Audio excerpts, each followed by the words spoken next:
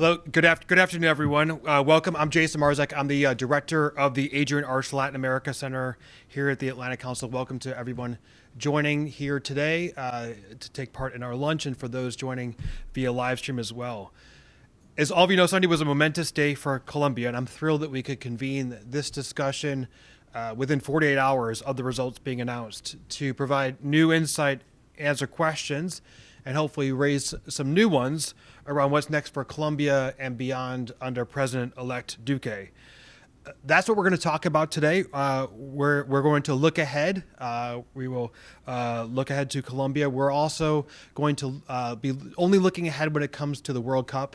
We're going to look ahead to the victory against hopeful victory against Poland this weekend. So we're going to, with that, forego any World Cup talk for the rest of the lunch today and move on to politics and economics. So with that, I'm thrilled to be joined today, but we have three amazing guests, Alina Dieste, Tomas Gonzalez, and Juan Carlos Lopez.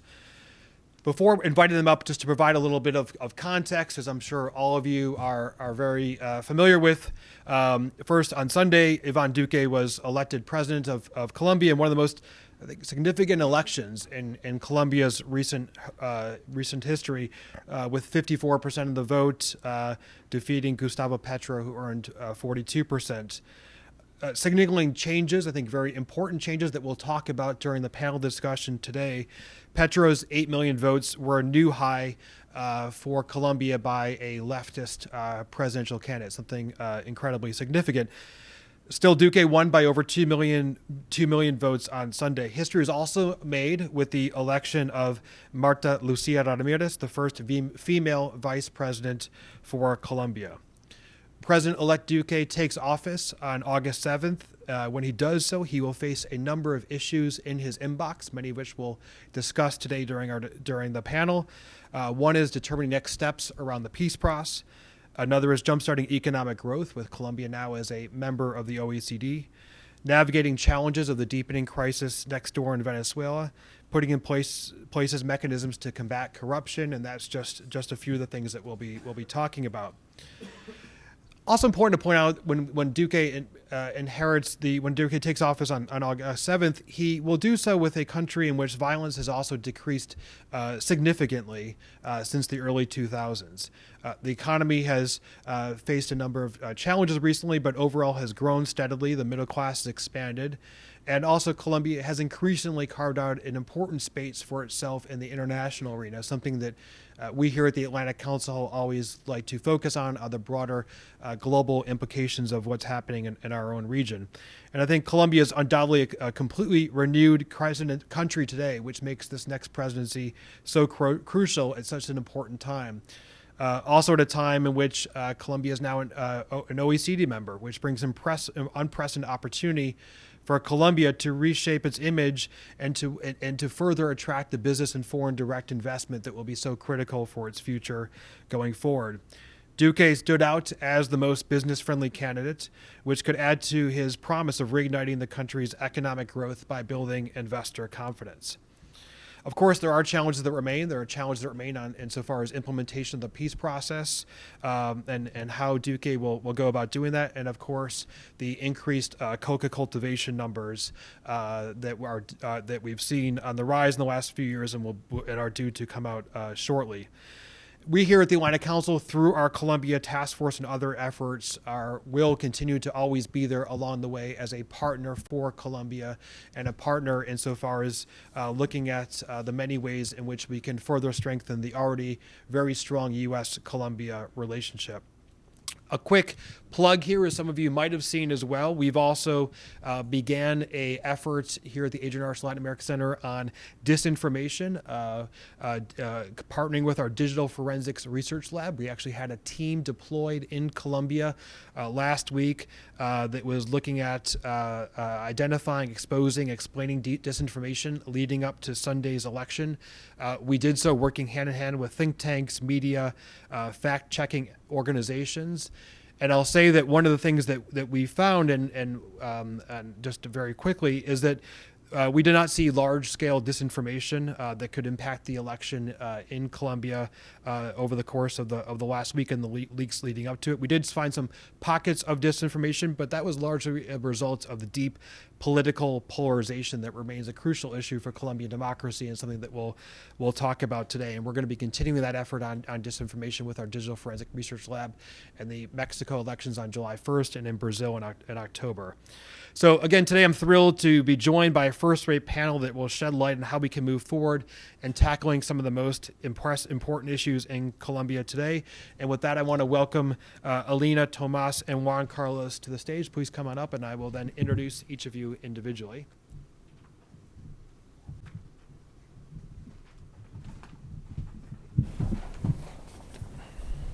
First of all, I think although none of you need an introduction to this audience, but I think I will do so anyways. Alina Dieste next to me, she's the Washington correspondent for Agence France Presse. She's been working as a journalist since 1994, so probably when you were 10 years old, and joined AFP, which is the world's oldest international news agency, in 2005.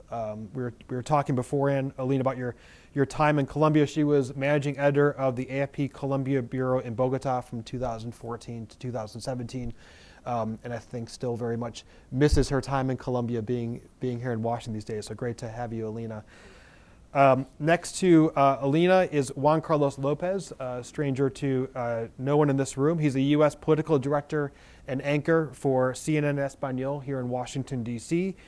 He anchors, and Juan Carlos did not ask me to do this. I will be doing this. He anchors two must-watch shows that I've had the privilege in the past of appearing on. One, Directo USA, which is a daily show covering U.S. headline news with in-depth interviews and analysis. Another is Choque de Opiniones, which is a weekend show that also has really incredible discussions with fantastic high-level guests. He's collaborated as a reporter for CNN since 1993, so around the time that when he and Alina were both 10 years old, and joined CNN Espanol full-time in 2000. Juan Carlos, great to have you here. And actually, having Juan Carlos and Alina on the panel is going to be a lot of fun because there's two journalists on the panel, and we're going to turn the tables. I'm going to ask the questions to them rather than them asking the questions. And then next to Juan Carlos is Tomas Gonzalez. Tomas is the executive director of Colombia at the International Monetary Fund. He has previously had a number of positions, including serving as Colombia's Minister of Mines and Energy, also serving as Deputy Minister of Energy and Deputy Director at the Department of National Planning in the early 2000s. And also, I think very important today, Tomas is also a member of the Atlantic Council's Colombia Task Force, which seeks to strengthen US-Colombia relations. We had a report that came out, I guess it was last year, Tomas. It seems like a long time ago. I guess the way things moving these days, and we'll be continuing in that effort moving forward. So we're gonna take a tour today of some of the top issues over the next 40 minutes, and then leave plenty of time at the end for question and answer. We'll talk, of course, starting off with the Sunday's vote, analyzing the results of Sunday's vote. Then we'll move on to talking about the peace accords, U.S.-Colombia relations, economic growth, and we would be remiss if we were having a discussion about Colombian and the Duque presidency if we didn't talk about the crisis next door in Venezuela. So we will end talking about Venezuela. And we're going to do all of that in under 40 minutes. You can also feel free to get out your phones if you want only to tweet. And if you're going to do so, please use the hashtag #ACColombia. So let me start off with a question for the group. As I mentioned, the outside line with most predictions, Iván Duque won handily on Sunday. This also, not only does this mean Duque won, but also it means a return to power of Uribismo after 8 years in the opposition. I mentioned how Colombia also elected its first female vice president, and also this incredibly high vote tally from the left. What are some of your main takeaways from Sunday's results? I'll start with you, Alina. Takeaways? What are some of the main takeaways? Some of maybe the big implications of Sunday's vote, especially some of those implications that probably haven't received the attention or as much coverage as it probably should deserve. Well, I think it was a historic election because it was the first time after the peace accords that Colombians went out to vote, and they had to choose between two very different options, the hard right and the hard left. And I think it was a very high participation too, a turnout of 53%. And it implied that people had, they wanted to see change. They were voting for change because in a way both proposals were populist and they were asking for a different way of doing politics. For many people, Duque represents the old ways and what Uribe means. But in a way, he's also a young face and a different face, a fresh one that no one knows in terms of corruption, for example. He's clean. Right. And then Petro is well known, but it really implied lots of fears for many people for his closeness to Chavez, for example, in the past. So I guess it was very different, and there was the many votes that the left got. That is really a turnout that was very not expected. Yeah. One of the fun things that on any panel is when the panelists disagree with each other. So not saying that you have to do that, but Juan Carlos, what do you? Alina mentioned change, the surge in the left vote. Do you agree with her, or are there other main takeaways that you would point out from Sunday's vote? Buenas tardes, Jason. Buenas tardes a todos. It's a pleasure being here. I want to start off telling something that happened about 15 years ago, maybe more, probably more. I've had the privilege of working both in Colombia and the United States. And so in one of those transitions, I came from Colombia and I went to work in Miami. And I had to cover an election. And I hadn't covered elections in the US before. And I remember I started my script writing, saying that there had been no security incidents, problemas de orden público. So my boss looked at me, and she looked at me as though I was crazy. She said, "What are you talking about? That doesn't happen here." But it was so ingrained in Colombia that elections meant violence, and elections meant either sabotage or bombings or actions by the rebels, that seeing this election on Sunday happened in total calm, without any type of interruption, I think was a big headline. And I think it's something that Colombians are getting used to. This is different.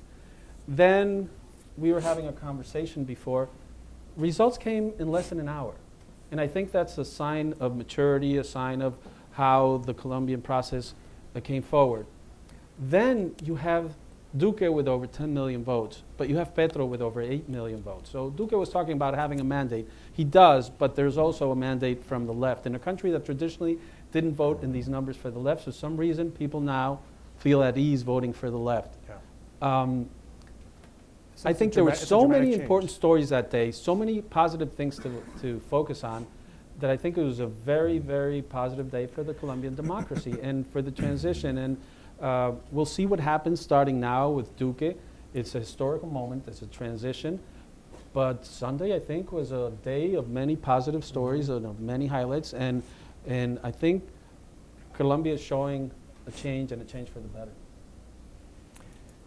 Tomas, what are your thoughts? Yeah, no, I essentially see positive things on Sunday's results.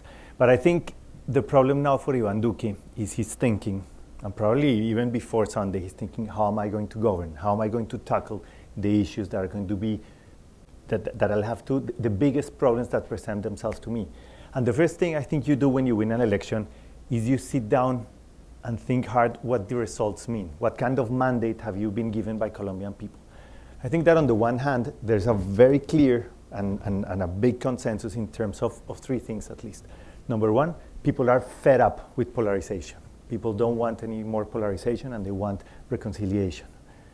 Secondly, people are fed up with political obscure practices, with politicians, with traditional politicians, with corruption. They want transparency, and that's absolutely critical in Sunday's vote. So you have a mandate of Colombians saying, we trust that you can represent, a majority of us trust that you can represent these things. And probably the people in the left don't see a threat in those things, or a very big threat in terms of Duque. But we also have to see that given the size of the vote the left got, there's going to be polarization still in many issues. So I think there's a message there of we want inclusion. Probably the people that voted for Petro, or a big chunk of the people that voted for Petro, are saying we are fed up with the lack of inclusion we're seeing in this country in certain areas. Yeah. And we will also want to see a very careful approach towards the peace process. Mm-hmm. And when you look at regional results, you will see this is not something that just happened by looking at the numbers in an aggregate manner. In a disaggregate manner, there's a geography of polarization. It's like a circle. Colombia, if you draw a circle around Colombia, you will probably see that it matches how polarization behaves. All the poorest areas, which are the Pacific coast, all of the Pacific coast, the departments, the states in the Pacific coast, Petro won there.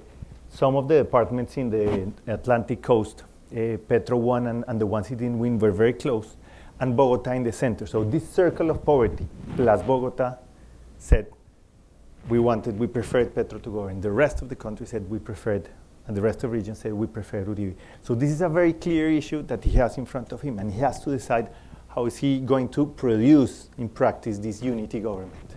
And that's we'll talk about the kind of how do you get over that polarization. I think, as well, unlike we've seen in many parts of the world, in Colombia the polls were pretty much correct with regard to this time with regard to Sunday's votes, which is I think an aberration from what we've seen in many trends across the hemisphere. I just one of the things I think, Tomas, you were mentioning was the mandate of Duque, right? Does he have a mandate? To what extent does he have a mandate? Especially with Petro getting the most number, over 8 million votes from a leftist candidate. Question for the audience: raise your hand? Do you think Duque has a sizable mandate? So a few people say yes. Do you think he has? He was elected, but he's going to have to really work hard to get some type of mandate. Okay, that's for most people. You agree with the audience? I think Duque has a mandate, but he doesn't have a mandate that alone lets him go any way he wants, because he has those 8 million votes, and he has this process, this peace process, which I think Colombians are getting more accustomed to. And I think the fact we saw yesterday the State Department come out with a statement congratulating Duque and congratulating Colombia, but mentioning the peace process. Mm-hmm. And I think it's something that Duque is going to have to keep in mind.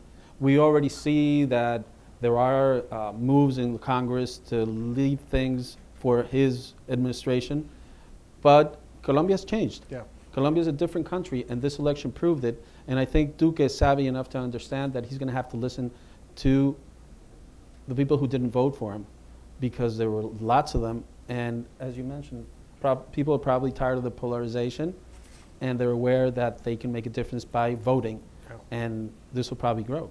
Well, Carlos, we'll talk about the peace process. First, let me ask you a question, and then feel free to the others respond. But we talked about, Tomas, you mentioned the three things that Colombians are looking for a change, and one is moving beyond the polarization. Even with, as you were outlining, the dramatic split in the vote between Duque and Petro based on geographical in the country. And one of the things that Duque mentioned in his victory speech, he said, quote, "This is the opportunity that we've been waiting for to turn the page on the politics of polarization, insults, and venom," end quote.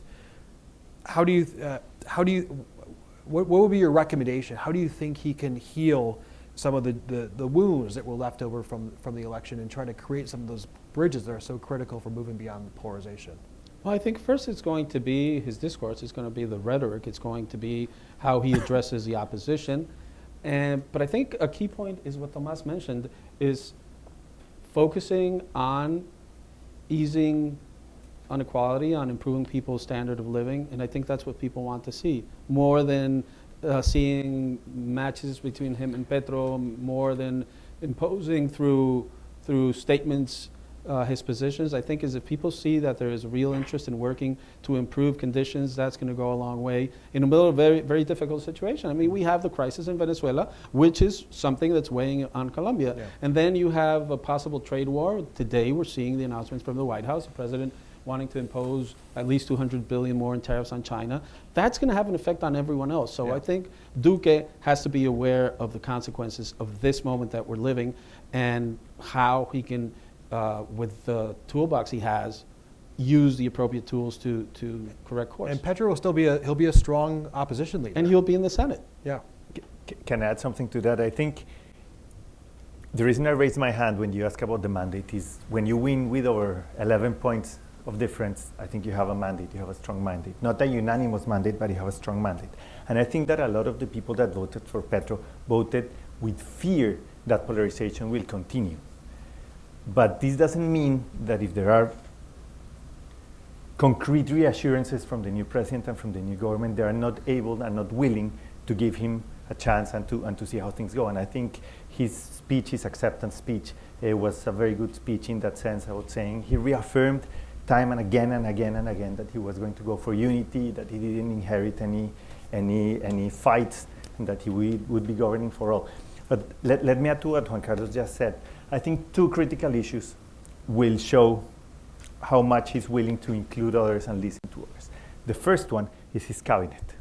Naming a cabinet will give us an idea if he's going to govern only with the people that supported him, or he's prepared to do a more of a unity, of a reconciliation government. And that's going to happen soon. So in the before 7th of August, we will have all the ministers named. So that would be a good sign. And the second one, the way in which when you're in government, you show your preferences and you show your love and you show your true feelings is with the budget. Mm-hmm. So how the budget looks like, what investments are going where, what is being prioritized and what isn't, will also be a very clear signal on what your true intentions are.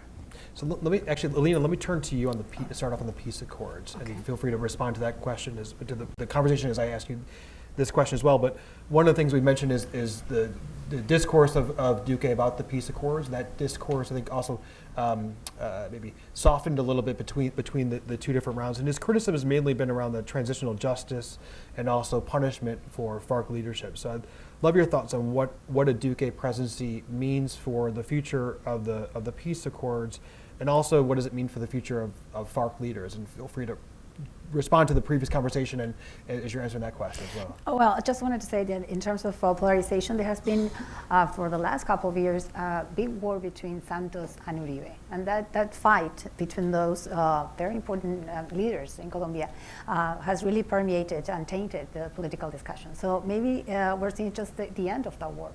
And the end of that fight that really, for many people, are really fed up with that, and they want to change from that.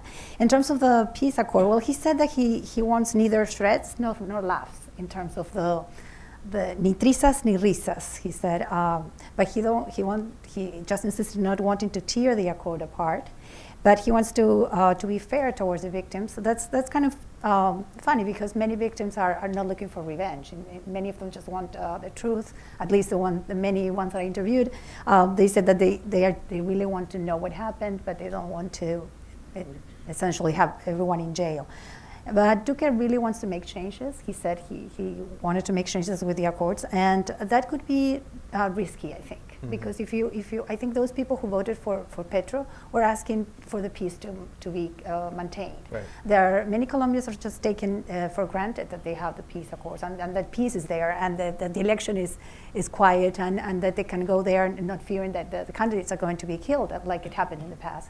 So Duque really needs to take that into account, but he also has to please the people who voted for him, who really, really want to see some kind of adjustments, corrections, he said, modifications of the peace accords that had to do with the justice. He wants proportional justice in terms of what the crimes the FARC leaders did. And so I guess he will try to do some changes. He has to see if he has the support in Congress to do that. And I think he has to be very careful, as I mentioned before, not to go too far so that peace could be at risk and people could feel very disappointed with that. Right. And that's the key question. How far can he go in modifying the accords that were agreed upon in Havana without actually putting the peace process at risk? Well, he said he wanted the FARC leaders to go behind bars. Yeah. He said that he doesn't like them to, and he's been saying that since he was a leader of the referendum, for the no one. So that's very clear what people want in Colombia. Well, I think he can. It's difficult to predict that because those 10 people, those 10 former leaders, FARC leaders, are going to be sitting in Congress. I don't know how you see it, but then how are you going to? The Congress is going to sit there on July the 20th, and I don't see how he can be apart from that. No? The names are there; they're chosen already. But in a way, he has to show when he starts governing. He has to show that he's going to do something. He can't just deny the fact that he's been promising that for a long time. Tomas, one of the things that we talked about extensively as part of our Colombia task force was about bringing investment into rural areas of Colombia, right? That this is so critical as part of the peace process. Areas of Colombia where the state has been, virtually absent for decades, and I think one of the challenges is that this so-called peace dividend that Colombia would benefit following the accords has yet to fully manifest itself for a number of different reasons. What are your thoughts on what are some of the challenges that Colombia is facing right now insofar as bringing investment into areas where the state is only now beginning to establish a presence? Okay, let me start with a macro part, and then I'll turn to the more micro stuff. A lot of calculations have been made of what the actual dividend of peace can be, but it's probably the dividend of peace will take us somewhere to a potential growth of around 4%, probably a little bit more. So that's the peace dividend, and it has to do mainly with investor confidence and with opening up areas that were not that open before given conflict. So if we want to really capitalize and we want that dividend to materialize, I think the key issue is going to be how the implementation of the peace accord will look under President Duque. And this is critical both for the people that are living there, that they were promised by the state an agreement that entailed a number of benefits, including investment, presence of the state there, and they are waiting to see how this will happen. So implementation will determine if this happened as they expected or not, and they will be supportive of the way the agreements are implemented under the new administration. But there's the other hand as well, which are investors. Investors will want to ensure that if they're going to be there, agreements are properly implemented so that they don't run into security or political problems given the difficulties in implementation. And finally, there's also the signal to the ELN. There's still a process going with the ELN. The new administration will have to determine what they're going to do with this process. The ELN can be very disruptive, especially in the energy sector. Yeah. And they will be looking for clues on the way it goes with the FARC will be a signal for them on what to expect, and they're going to move forward and how they're going to move forward. So implementation, how they decide implementation looks like, the emphasis they put on implementation, how much they change, how much they continue the current course, I think will determine how successful things will be in those areas. He said that he wants to keep the implementation going on. He didn't, as far as I remember, he didn't criticize that. He wants to integrate former guerrilleros, and he wants to social integration to work so that peace could still be going on. Yeah. He doesn't question that, I guess. Right, but the question is then how can he jumpstart some of the economic growth that is so necessary for the transitions in rural areas? Well, there's an institutional structure already there. There are some new agencies, the Agency for Lands, Tierras, the process of giving rights to people to their land, the way they're going to pay for development, the presence of the state in terms of education, of health, the list of municipalities that should be subject to spending. I mean, there's a big institutional structure that is in its infancy. That's why I say it depends what you're going to do with that baby. Yeah, in the end. Now, Juan Carlos, but I think it's significant if you paid attention to Duque's speech after the first round, and you see the contrast with the speech in the second round, where in the speech after the second round, he talks about the importance of improving living conditions of people in the rural areas, where he talks about bringing the middle class to the rural areas. So I think you see that there was a savvy interpretation of the election results in a very quick time, where they understood that there is a mandate, but there is a separate mandate from the 8 million who didn't vote for him. And he sent the signal to the people that supported Petro, yes, we are going to help you. Now, how are they going to do it? If you look at, and Tomas knows this a lot better than I do, but the standard of living has improved in Colombia. The level of the quality of life has improved. It's not where it has to be, but once people have it, they want more. And I think if he does focus on those rural areas, if the resources are committed, then the investment will come, because you're going to have to show that it is viable. But it's a long process. Just speaking to this forgotten part of the country, I think was a very smart move on the part of Duque. Yeah. And set the tone. And you see that clearly, as you said, clearly reflected in the results in the second round. I think it's very important to take into account, and I'm sure Tomas knows a lot more about this, the rural reform. Yeah. Because that's a key issue in terms of the peace accords. The way the distribution of land is for the small campesinos. And so I think that if he rolls back on that, that's going to be something that could affect implementation. Right. It's the distribution of land, it's infrastructure, it's kind of general state presence in areas of the country that hadn't had any state presence for decades. Do you want to comment, Tomas, before we move on? No. Juan Carlos, US-Colombia relations. We as part, one of the founding principles of our of the work that we do here on the Atlantic Council is on a strong US-Colombia relationship, and how critical that is, frankly, to both countries, and how much of a critical international actor Colombia has become, not just on a regional stage, but frankly across the world. What do you expect insofar as U.S. relations and the trajectory of U.S.-Colombia relations under a Duque presidency? He's, of course, no stranger to Washington, a D.C. Colombian, as my colleague Juan Felipe said recently. Issues of the increase in coca cultivation are of concern to members of Congress. He's promised to clamp down on that. Offensive against armed groups. How do you see this Duque presidency playing out here in Washington? I think continuity is good. The fact that he is surrounded by people such as Álvaro Uribe, which Washington already knows, where he's talked about issues as aerial fumigation of coca crops. But he said something that I found interesting last time I interviewed him when he came to the States, was that he was willing to go back to the fumigation if they found a new chemical that wouldn't harm the environment. Now, that's going to be an interesting challenge to see if they can do that. But the numbers are coming out, and the growth of the fields that are cultivated has grown exponentially, and that's going to be a factor. And the U.S. Wants Colombia to do more, and they want probably to go back to the spraying. We're going to have to see how Duque handles it. But I think going back to what I mentioned about the way the State Department reacted is the U.S. is also interested in seeing the peace process maintained. So I think Duque will also have that in mind.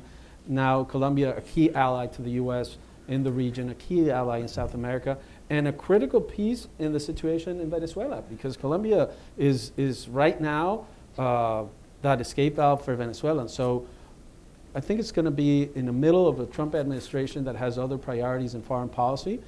There's going to be a continuation of what we had seen before, and we have to see how the transition goes in the State Department, where it all ends up.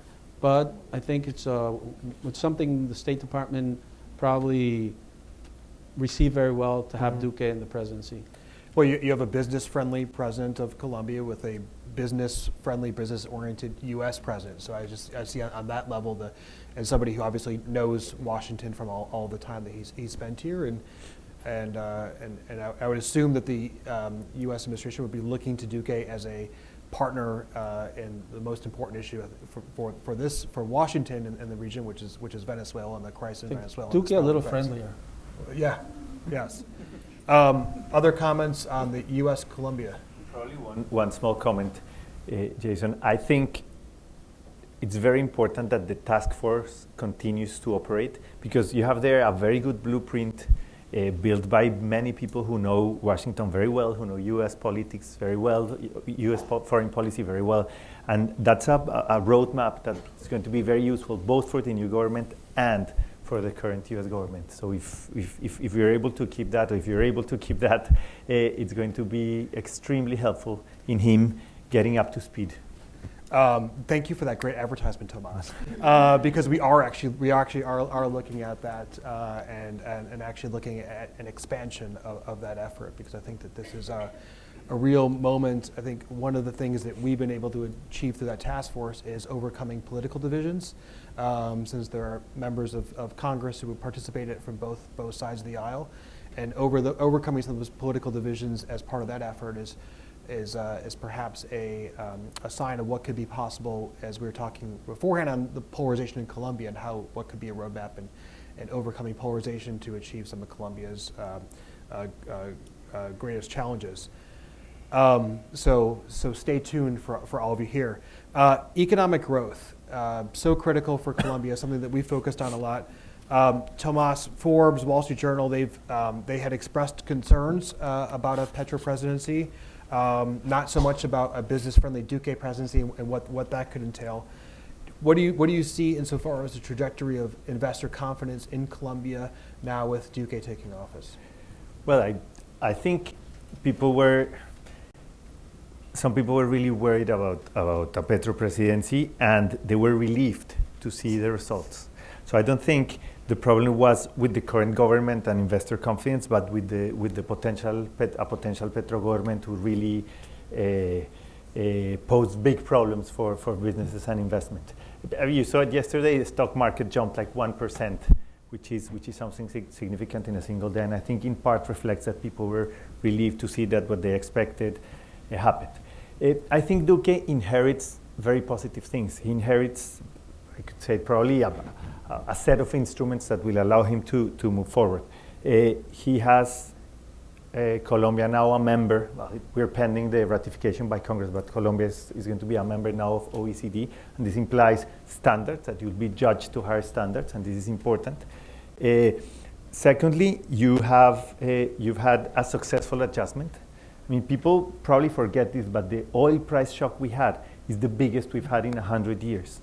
With the oil price shock, we lost in a very short span of time, in 16 months, we lost half of our exports, we lost 20% of government revenue, and economic growth was cut by half. So it was really, really a massive meteorite that hit Colombia's economy. We're able to adjust successfully. We're regrowing again. We have unemployment has fallen like around 20% structural rate of unemployment. Growth is on its way to potential growth. Inflation is the lowest we've had in decades. The average is going to be below 4% for this administration. Poverty was cut by half or by a third, depending on what types of indicators you measure. So the environment, I think it's a positive. You have a fiscal rule. You have many things that he will be able to build on. On the very short run, probably investment is going to have a good behavior, and this depends on the 4G road building program, which is critical. This will depend on what we see on peace, of course, public investment. This will also have to do with oil and the oil recovery and prices. So in the short run, I think we'll see movement in investment and the economy growing. The big question is the medium run growth and longer term growth, and that's where the key reforms will have to take place. And Duque, one of the things he has to do is decide which fights he's going to pick. He has 10 or 15 or 20 very big things he needs to tackle. Which are the ones he's going to pick? Because a system can only withstand a certain amount of change for a period of time. So he cannot tackle everything, and that's probably the most critical part of the next months is for him to make a decision on what he's going to tackle and what not. What would be your recommendation? That's a good. I think he would have to prioritize three things. I mean, there are many, but three things in terms of the economy. Number one is keep on infrastructure and road building. This has a very positive impact on productivity, and productivity has been roughly flat since 2000 in Colombia, and we don't have more productivity, so productivity is number one. Number two, road building. Number two is formalization. When you look at the numbers, formal firms are 2.5 times more productive than informal firms. I mean, the difference is huge, so you need to tackle formalization, and that involves moving on doing labor market reform, education, taxes, etc., but formalization. And probably the third one would be I would say, given the sector that I come from, that he would probably have to tackle energy, because energy can be a very big provider of resources to invest at a time when the fiscal pressures are going to be high. So if he gets it right in energy, he will have a lot of resources to invest in his priorities. Juan Carlos, Alina, productivity, formalization, energy. Do you agree those are the top, should be some of the top priorities? Juan Carlos, we also, of course, as Tomas mentioning, Colombia's OECD accession and what that could mean for being able to attract investment as being a part of this, the rich club of nations. Well, I was hearing Tomas, I think it's fascinating how many challenges the president has. And I think the most significant thing is that Colombia turned a page. And it turned a page where people went out and voted for whoever they wanted. And for years there was this discussion on left versus right, and if you voted left, then you were a member of the FARC. And this election had people just vote for whoever they wanted. So if that environment allows a president like Duque to choose elements such as these, I think that's going to attract investment, but it's also a global issue and it's also a regional issue. Where is the money going? We have interest rates going up, so the money's coming back. Those are the challenges for Duque. Those are the challenges for the peace process. Those are the challenges for Colombians to move ahead. But I think there is a different environment that's going to allow to give a base to include more of those issues. As you said before, too, the U.S. trade conflict with China has implications not just in U.S.-China, but has implications all across the region, including Colombia. And China's presence in the region is very important.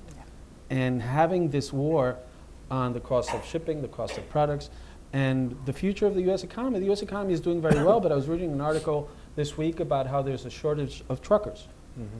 There is a shortage of truckers, and the rates for shipping, which is the main way of transportation in the U.S., have gone up, and they have no way of solving it. And it's one of the issues that economists are looking at what could happen with this economy that is going up, but eventually it'll come down. And that'll trickle down to Latin America. Yeah. And I think those are things that governments like the incoming Duque administration will have to keep in mind to make this very complicated plan on how to move forward.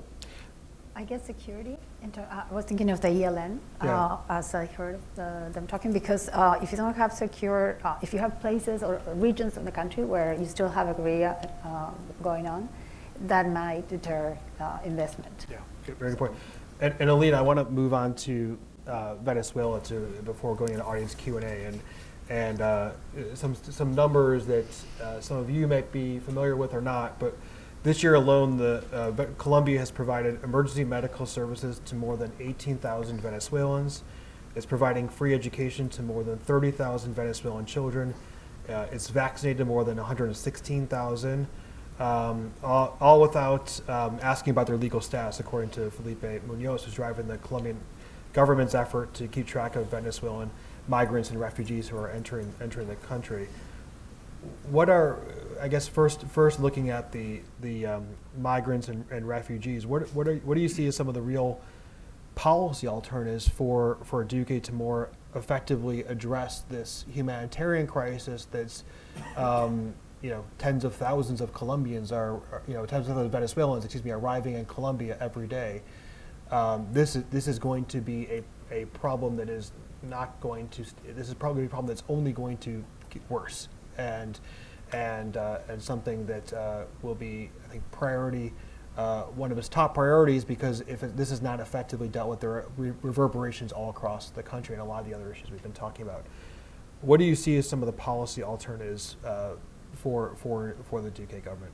Well, he proposed to use $300 million this time for the peace accord with the FARC, to direct that to finance humanitarian attention to refugees on the border of Venezuela. I don't know if he'll be able to do that. He'll receive the money from the U.S. too, because the U.S. has said that it's going to support the efforts to help the migrants from Venezuela. I think he has a big challenge here because contrary to what Petro would have done, he's planning to really confront the Venezuelan regime, and in that respect, it's difficult to handle a very confrontational approach to the government when he has to also deal with a humanitarian crisis. So he has to find the right tone, not to be too frontal with the government, I think, in order to be able to help those people who are going to come there and who are going to really distract his efforts to fight poverty in Colombia itself, because the border is a very difficult area. Drug trafficking, the frontier with Venezuela, the border with Venezuela is very difficult. Yeah. So, Tomas, I'm going to ask you about to drill down even more on some of the economic implications and how the Colombian government can fiscally pay for all this. I mean, Alina mentioned some of the international support that's been pledged to Colombia, but and frankly, it's a drop in the bucket of what would really be needed. But Juan Carlos, picking up on Alina's point, Duque, he criticized President Santos for failing to denounce Venezuela at the International Criminal Court. As Alina said, he's come out to say he will be denouncing the Maduro government. He's talked about the need for international pressure that accelerates the process of a democratic transition in Venezuela. How do you see the dynamic of a Duque presidency impacting the situation in Venezuela, and also both within Venezuela and also potentially Colombia's role on a regional basis insofar as the crisis in Venezuela? Well, I think as a candidate, Duque had more freedom to make those kinds of statements. Once he's in the presidency, he will face a different reality.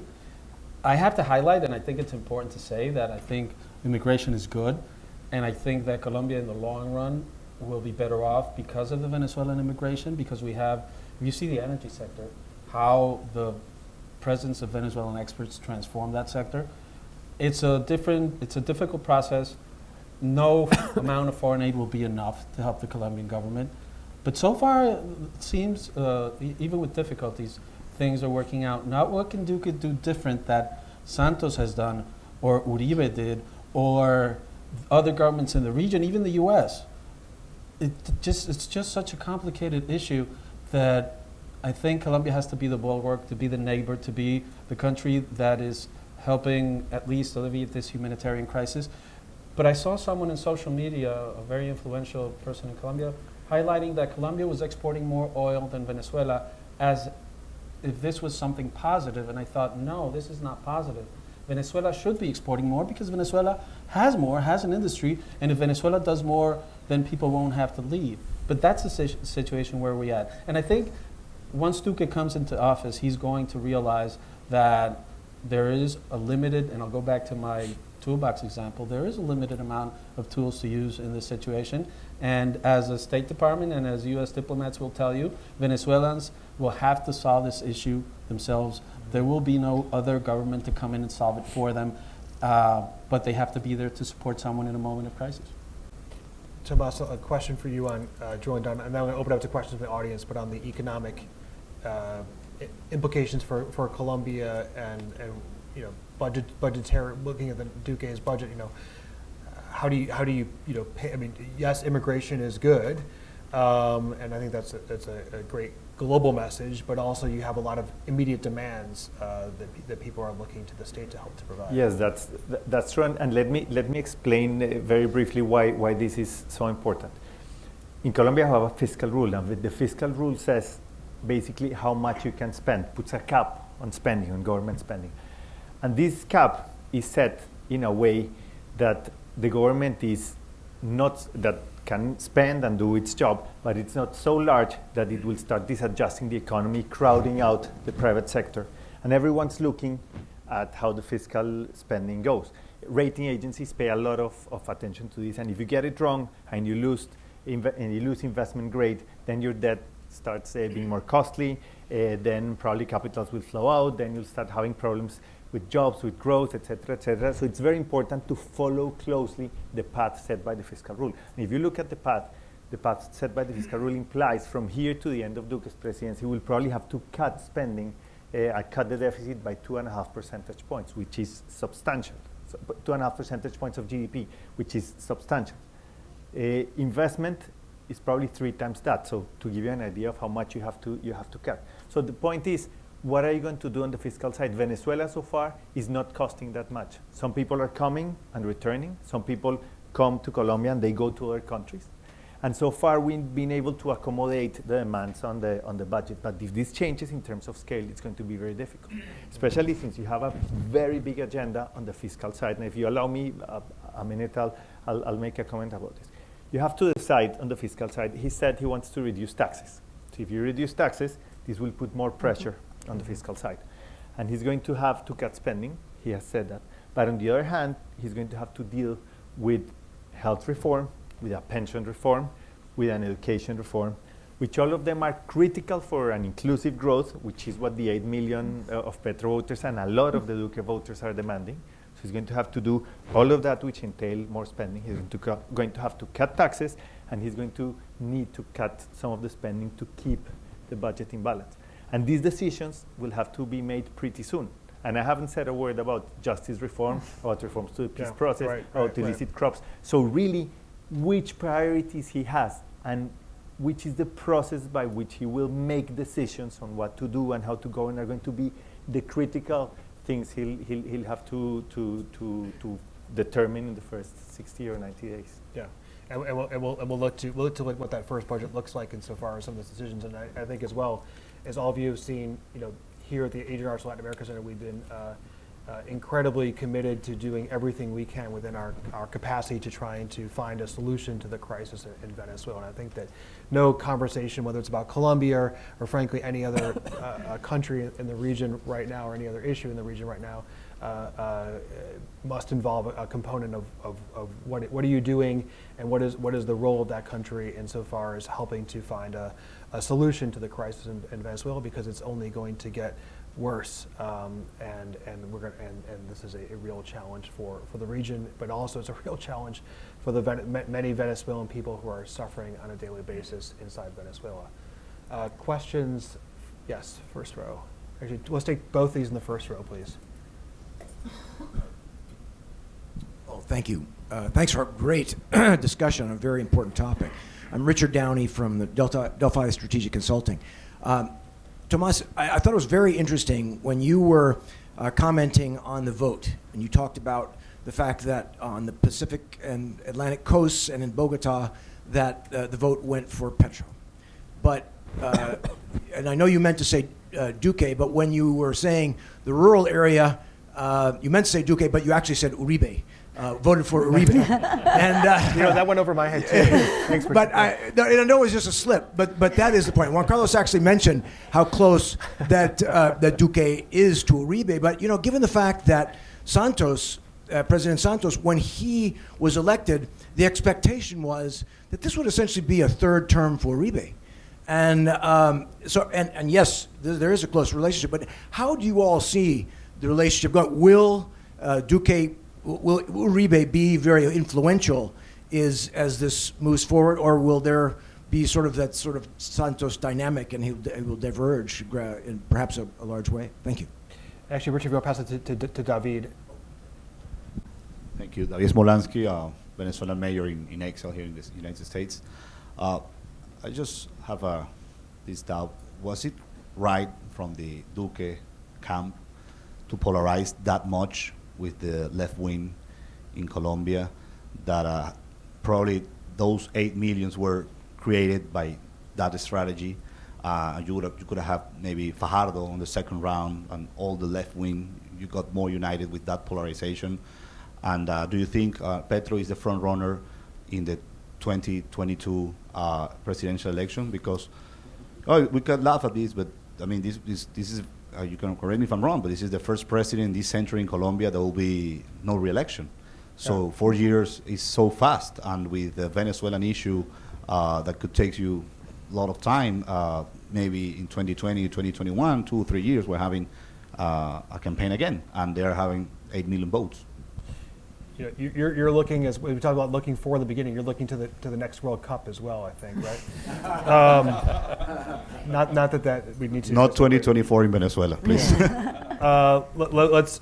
So Richard's question: what the extent to which Uribe really will be an influence for Duque, and then David's question on the political strategy for Duque running up to the first and second rounds. Juan Carlos, you want to start? I mean, I think Álvaro Uribe will be and would have been influential regardless of who won the election. He's just such a powerful figure in Colombian politics. And he is very close to Duque. So unless Duque changes, but he did call him the eternal president. So I think Uribe will be a very important influence with Duque. And Duque is, to a great degree, an unknown entity. And we'll see how he handles this level of influence, because he's not only surrounded by Uribe, there are other figures that are around him. Now, on the 8 million on Petro and 2022, I think he probably thinks he is, and we do see a change, but it's all going to depend on how Duque performs, on how the economy performs, on what happens in Venezuela, and the discussion that started. Hopefully, this very positive scenario, at least that I see, is sustained, and we see it in 4 years. But there are so many challenges, as Tomas mentioned, that Duque will not have it easy, and we're going to have to see who comes after Duque. And Petro is going back to the Senate, and he was a very effective senator denouncing corruption. So that might give him the platform to remain a visible presence. But so much happens in politics in 4 years that. 4 years or 4 days sometimes. Yep. Alina. Well, I think that a lot has been said about Duque being a puppet or a traitor. Many people see Santos as a traitor. So I don't think he will be a traitor because Uribe is like a father figure for him. He's a mentor, and he owes him everything he has, because Santos, for example, he came into politics. He had his political force when he became a president. So I think the challenge for him is to show that he's young enough to be something different, to see someone different in Colombian politics, but audacious enough to be able to surpass what Uribe wants to say. Because sometimes he said that he will be able to oppose Uribe if he really thinks that his ideas are different. But I think it's very difficult to oppose Uribe. Yeah. So I don't know how he will do it. And in terms of the next election, I think it's important to note that Petro said, for now, I haven't won. I mean, he's really planning to win next election, and he said that he'll start working as an opposition leader from day one. So he might really be aiming at that, but we have to see what happens, because 4 years, I mean, they go fast, but many things could go wrong in terms of economics. I think the economics could. I always like to end on time, so we have time for one quick question. Oh. Tomas, Can I take this question and give that question to you, Tomas, and you can also respond to that question at the same time? Yes, in the fifth row, sixth row. Yes, please. June Beidel with the Congressional Research Service. So I would like to talk about how much room President Duque will have to alter the Colombian peace process given two legal realities. One being ICC approval of the handling of war criminals if prosecutions are moved forward. But because Colombia, of course, is a signatory to the Treaty of Rome, there's a number of issues here. So how bounded is he by that? And also the Constitutional Court in Colombia, the highest court in Colombia, saying the peace accord must be implemented over the next 3 terms. What are the boundaries of that? So, Tomas, can I give that to you, and then have you also respond to? Yes, but let me start Please. the way around with the first questions here first. Uribe Duque, I think we don't know yet how the relationship is going to be, and they don't know either. It's going to be something that will be discovered throughout the first part of his presidency. But I do think 2 forces will shape this relationship. The first one is that Duque knows what happens when you are seen as a traitor. And he knows the Santos experience, and he knows how difficult it was, how traumatic it was. So he knows that on the one hand. But on the other hand, he knows he must be his own man in the sense that he must make his own decisions and define his own priorities to be able to govern and set forth the agenda. So I think he will move between these two sides, finding probably some areas he will be able to push forward his own agenda without much pushback from his own party and from Uribe, and in other cases it would be harder, and in many other cases they will just coincide and there won't be any problems there. So I think these are the forces, but we don't know. We don't know yet. Regarding Petro 2022, undoubtedly, Petro has said he will take the seat in the Senate that he's allowed. The runner-up in Colombia's election is allowed to take a seat in Congress. And that makes sense because he'll be able to travel around the country. He will have a big microphone. And he has 8 million votes to claim he's the head of the opposition. There's going to be a fight within Congress because people like Senator Robledo, who's been a very visible member of the opposition, won't like to take the opposition, wouldn't like to see the opposition taken away from him. The Green Party that did very well on Congress elections, that has high hopes for winning the mayor of Bogota, being the mayors of Bogota. All of these people the Liberal Party will have to decide in the end in what things they go with whom. So there's going to be a fight for Petro to be in 2022. But in the end, my feeling is that the likelihood of him becoming a president will depend on 3 things. The first one, if polarization continues or not. I understand what happened in Venezuela. Establishment fought against each other for many, many years. Results were not good for people, and when they got fed up, suddenly they decided that it was not the institutions but an individual, and they chose Chavez. So if we're able to avoid polarization, if we're able to do a good job regarding corruption, and if we produce good results, sensible results, I think we're vaccinated against Petro presidency. But otherwise, it's going to be very, very, very difficult. And finally, you ask if it was right to polarize. I would say answering what's right and wrong, it's very tough, especially for an economist. But I would say that the polarization didn't come only from one side. It was, you saw what a lot of these people, what even Petro himself said in many occasions when he had to apologize. It was really, really very aggressive. But I think that in the end, it was an effective strategy. Not a right strategy, but an effective strategy. Not necessarily ethically correct, but a right strategy in the sense that it proved effective. It made him very visible in the first round. It made both of them very visible in the first in the primaries, and then from then onwards, it was clear that the establishment was bigger than the anti-establishment, and that's what you saw. And I regarding the last question we got, I'm really not that familiar with the legal side. I wouldn't comment. I know there are a lot of lawyers that say that you can change the law, but politically it's very difficult and the consequences are very tough. But I prefer not to say because it's not my area of expertise. The only thing I can say about that is that Duque has gone from being a candidate and having a speech and promising to being the president-elect, and so now he owns China and he's going to have to take care of it. And I think that's where we'll see where he can understand what he can and what he can't do and what he's willing to do or not. And I think the message from Timochenko, from FARC to Duque is a signal of they probably are also willing to look for a halfway point, because I don't think they're interested in either in having this go away.